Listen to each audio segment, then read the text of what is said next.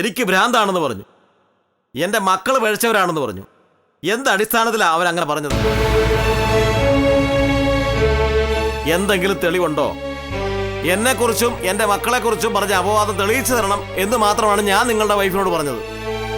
നിങ്ങളുടെ കുറ്റങ്ങളും കുറവുകളും തെളിയിച്ചു തരേണ്ട ബാധ്യത അവൾക്കെന്താ? അവൾക്ക് എവിടെ അതിന് സമയം?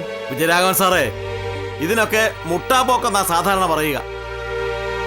ഒരാളെ പറ്റി കുറെ അപവാദങ്ങളും കുറ്റങ്ങളും പറഞ്ഞിട്ട് മിണ്ടാതിരിക്കുക. നിങ്ങൾ അതിന്റെ സത്യാവസ്ഥയെപ്പറ്റി അന്വേഷിച്ചോ? ഇല്ലല്ലോ. എന്നോട് ചോദിച്ചോ? ഇല്ലല്ലോ. എന്റെ നാട്ടുകാരോടോ അയൽക്കാരോടോ ചോദിച്ചോ? ഇല്ല. ഞാൻ പറഞ്ഞല്ലോ, ഞങ്ങൾക്ക് അതിന്റെ ഒന്നും പുറകെ അടക്കാനുള്ള സമയമില്ല. കൊള്ളാം, നല്ല രക്ഷപ്പെടല. നിങ്ങൾക്ക് നിങ്ങളുടെ വൈഫിനെ ശരിക്കറിയാവല്ലോ. അവർ നാക്കെടുത്ത സത്യം മാത്രമേ പറയൂ എന്നും നല്ല ആദർശശുദ്ധിയും സത്യസന്ധതയും മഹാമനസ്കതയൊക്കെ ഉള്ളവരാണെന്നും നിങ്ങളുടെ വൈഫിന്റെ സൂക്കേട് ഞങ്ങൾക്ക് മനസ്സിലായ വിജയരാഘവൻ സാറേ. ജാനിക്കുട്ടി പഠിച്ച് രക്ഷപ്പെടരുത്. കൊള്ളാവുന്ന ഒരുത്തം വന്ന് കല്യാണം കഴിച്ചും രക്ഷപ്പെടരുത്. നിങ്ങളുടെ വീട്ടിൽ ശമ്പളമില്ലാതെ ജോലി ചെയ്യുന്ന ഒരു വേലക്കാരി വേണം നിങ്ങൾക്ക്. അതിനു വേണ്ടിയുള്ള കള്ളക്കഥകളും തന്ത്രങ്ങളും. അതൊക്കെ നിങ്ങളുടെ തെറ്റിദ്ധാരണകളാണ്. ശരി, നടക്കട്ടെ. ഞാൻ മാന്യനായതുകൊണ്ടേ കൂടുതലൊന്നും പറയുന്നില്ല. ഫോൺ വെക്കുക.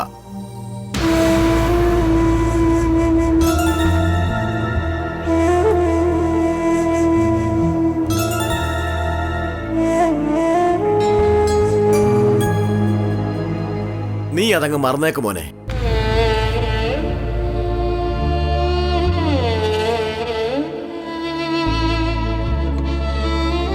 ഏട്ടൻ വിഷമിക്കണ്ട, നമുക്ക് ഒന്നുകൂടി ഒന്ന് ശ്രമിച്ചു നോക്കാം.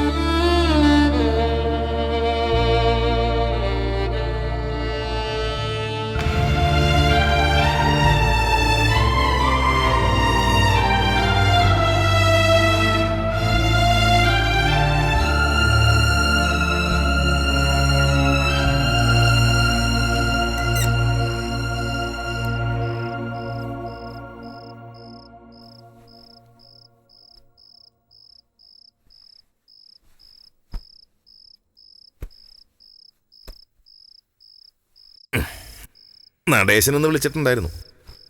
വിജയൻ എന്തിനാ അയാളുടെ കോൾ എടുത്തേ? ഓഫീസിലേക്ക് ഫോണിലെ വിളിച്ച്. എന്നിട്ട് അയാൾ എന്തു പറഞ്ഞു? കുറെ പരാതികൾ. മീറ്റ് ചെയ്യാന്ന് പറഞ്ഞിട്ട് ഒഴിഞ്ഞു മാറി. സ്ഥലംമാറ്റം പറഞ്ഞില്ല, വീട് ഒഴിഞ്ഞൊന്നും പറഞ്ഞില്ല. നമ്മൾ ഇതൊക്കെ അയാളെ അറിയിക്കാൻ അയാൾ ആരാ?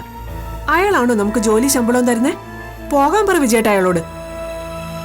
നീ പറഞ്ഞത് അത്രയും പച്ചക്കള്ളമാണെന്നാ അയാൾ ഇപ്പോഴും പറയുന്നത്. അയാൾ അതല്ലേ പറയൂ, അല്ലാതെ സ്വന്തം കുറ്റങ്ങൾ അയാൾ സമ്മതിച്ചു തരുമോ? എന്തായാലും അതിന്റെ സത്യാവസ്ഥയെപ്പറ്റി ഞാൻ തന്നെ ഒന്ന് അന്വേഷിക്കാമെന്ന് വെച്ചു. വിജയേട്ട് വേറെ പണിയൊന്നുമില്ലേ? എടി, നിന്നോട് വേറൊരാള് പറഞ്ഞതല്ലേ? അതല്ല സത്യമെങ്കി. സത്യമെങ്കി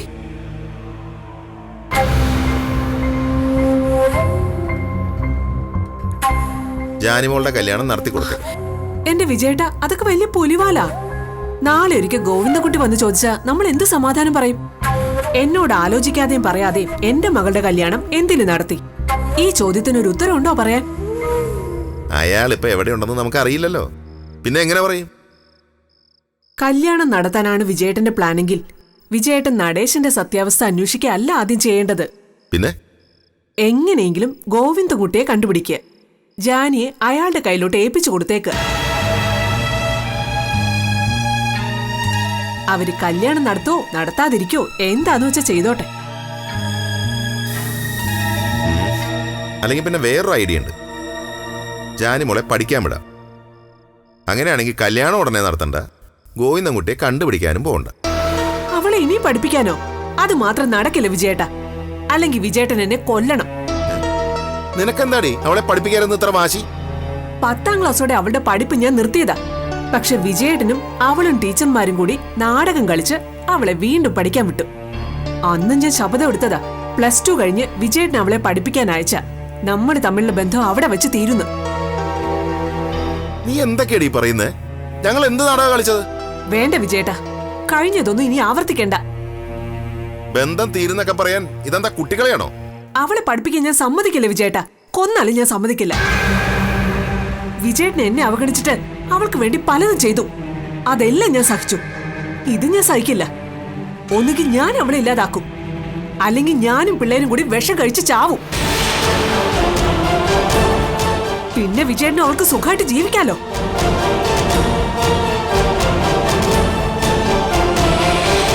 രത്നമ്മേ, നിനക്ക് വല്ല ബോധമുണ്ടോ എന്തൊക്കെയാ പറയണെന്ന്? എനിക്ക് നല്ല നിശ്ചയമുണ്ട്. രണ്ടും കൽപ്പിച്ച് തന്നെയാ ഞാൻ. ജാനിമോളോട് ഇത്ര വൈരാഗ്യം തോന്നാൻ എന്തുണ്ടായടി? എന്തുണ്ടായെന്നോ? വേണ്ട, ഞാനൊന്നും പറയുന്നില്ല.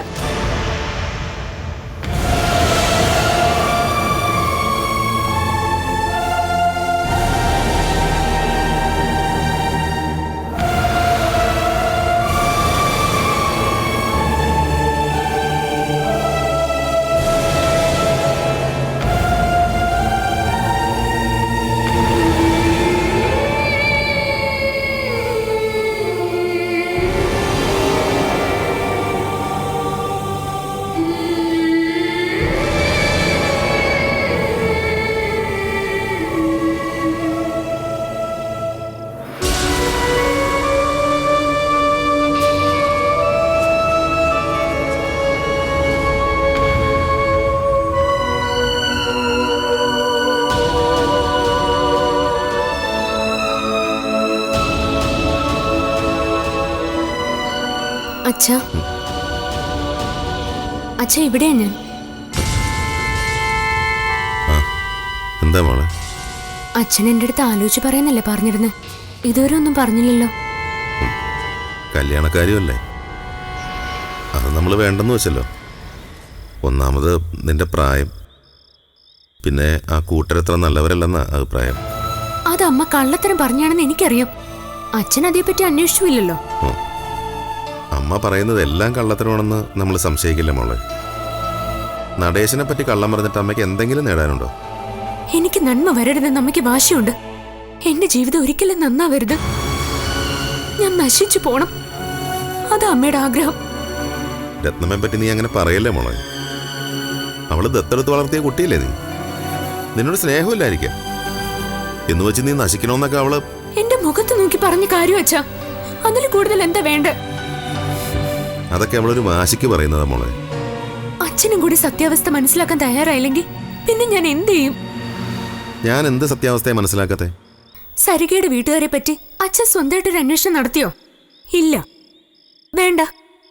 എന്നെ ഉടനെ കല്യാണം കഴിപ്പിക്കണമെന്ന് ഞാൻ തന്നെ പറയുന്നത് വളരെ മോശമാണെന്ന് എനിക്കറിയാം.